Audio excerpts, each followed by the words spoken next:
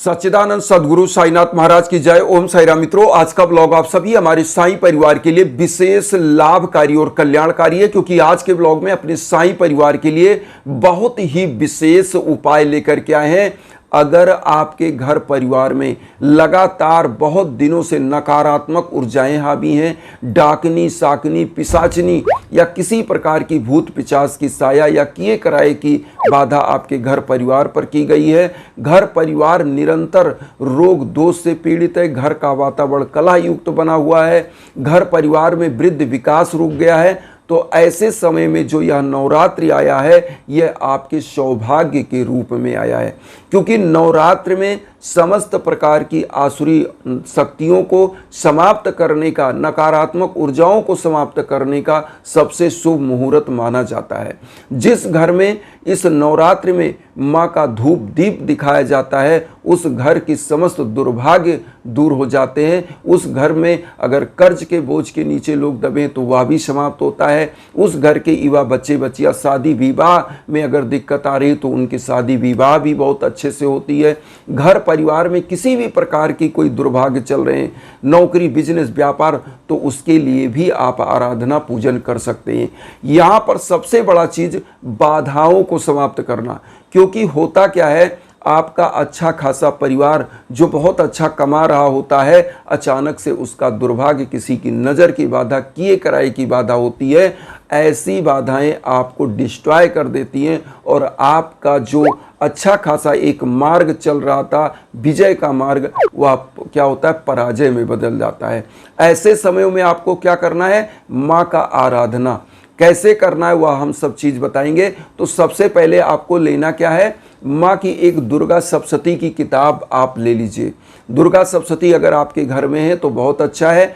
अब मैं इसको बताऊं, ये किताब आपने ले लिया, अब पूजन के लिए क्या क्या चीज़ लेना है। सबसे पहले एक नारियल ले लेना है, नारियल ले लीजिए, कलावा ले लीजिए, लाल छोटा सा कपड़ा ले लीजिए, और उसके बाद माँ को स्थापित करने के लिए लाल चौकी पर जो है लाल वस्त्र बिछा करके आप जो है माँ को स्थापित करने के लिए वह वस्त्र ले लीजिए। एक घी का दीप ले लेंगे, एक लोटा जल धूप बत्ती ले लेंगे और 5 लौंग ले लेंगे। इतनी चीज़ लेकर के माँ के सम्मुख आपको बैठना है। जो आपको मैंने बताया दुर्गा सप्तशती जो आपको लेना है, इसमें 3 चैप्टर आपको पढ़ना है, कीलक कवच अर्गला। आप इस नवरात्रि में आप स्टार्ट करिएगा और आप फिर देखिएगा आपके दुर्भाग्य कैसे दूर होते हैं, आपके घर की किए कराई की बाधा कैसे दूर होती है, आपके घर परिवार का दुर्भाग्य कैसे दूर होता है और घर परिवार का सौभाग्य कैसे उदय हो जाता है माँ की चमत्कारिक शक्तियों के द्वारा। क्योंकि माँ की जो 9 रूप है ना, यह आसुरी शक्तियों को समाप्त करने के लिए ही उनका प्रादुर्भाव हुआ था, और समस्त देवताओं की ऊर्जा से समन्वय से माँ का जो है प्रादुर्भाव हुआ था। तो माँ क्या करती है, इस नवरात्रि में उनकी ऊर्जा धरा पर सबसे ज़्यादा होती है। इसीलिए चैत्र नवरात्रि और शारदीय नवरात्रि में माँ की शक्ति की आराधना की जाती है। इसीलिए कहा जाता है, या देवी सर्वभूते शक्ति रूपेण संस्था नमस्तस्यै नमस्तस्यै नमो नमः। और इसी प्रकार से माँ के और रूप हैं, या देवी सर्वभूतेश लक्ष्मी रूपेण संस्था नमस्तस्यै नमस्तस्यै नमो नमः, या देवी सर्वभूतेश शांत रूपेण संस्था नमस्तस्यै नमस्तस्यै नमो नमः, या देवी सर्वभूतेश क्षुधा रूपेण संस्था नमस्तस्यै नमस्तस्यै नमो नमः। माँ के बहुत सारे रूपों का इस प्रकार से वर्णन है, देवी तंत्रोक्त सूक्तम में भी वर्णन है।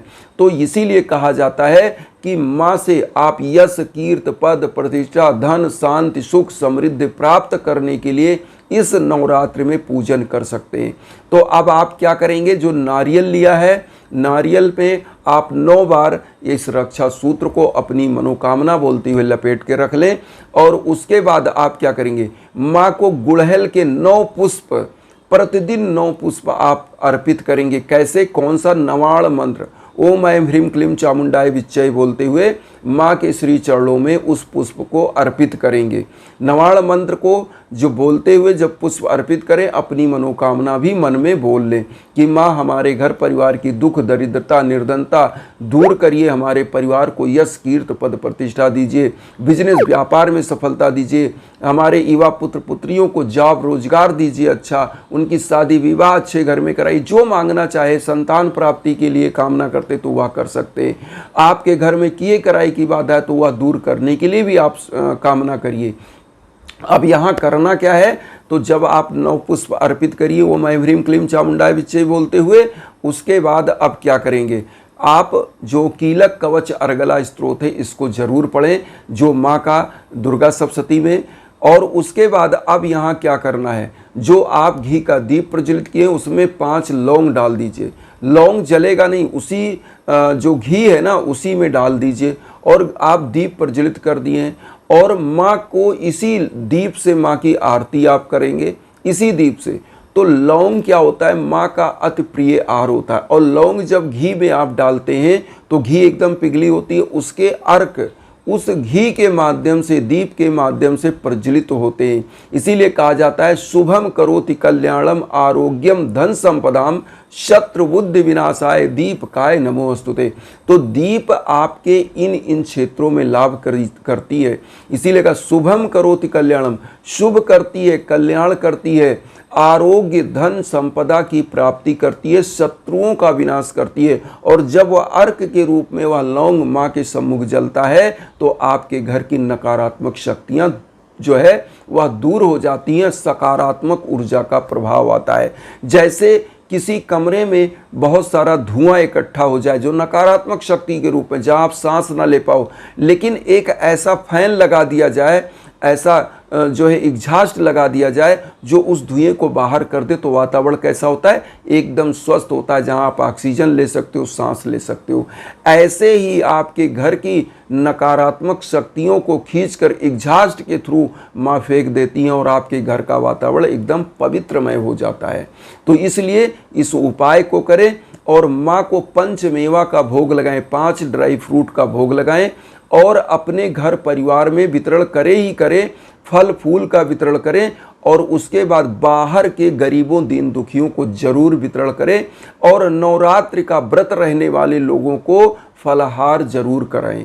ऐसा करने से क्या होता है, जब उनको भाई 9 दिन का वह व्रत रह रहे तो उनके अंदर एक शक्ति का संचार होता है और जब वह आपके द्वारा दिए गए उस फल का भक्षण करते हैं, उसको खाते हैं, तो उनकी ऊर्जा आपको भी मिलती है, उनका आशीष मिलता है, क्योंकि किसी की उदर पूर्ति ही इस धरा पर सबसे बड़ा दान माना जाता है। तो इसलिए गरीबों दीन दुखियों को फल फूल वस्त्र इत्यादि इस समय दान दक्षिणा का सबसे बड़ा महात्म्य है और इस समय यज्ञ याजन हवन पूजन का भी सबसे बड़ा महात्म्य माना जाता है, क्योंकि इस समय में अगर आपके घर में किसी प्रकार की बाधा चल रही है, पूजा पाठ से वह नहीं समाप्त हो रही है, तो यज्ञ याजन के लिए आप हम इंस्टाग्राम का लिंक वीडियो के बीच बीच में देते हैं, आप उस पर संपर्क कर सकते हैं। आपके नाम गोत्र पर संकल्प होकर यज्ञ याजन होता है तो निश्चित रूप से आपका कल्याण होता है।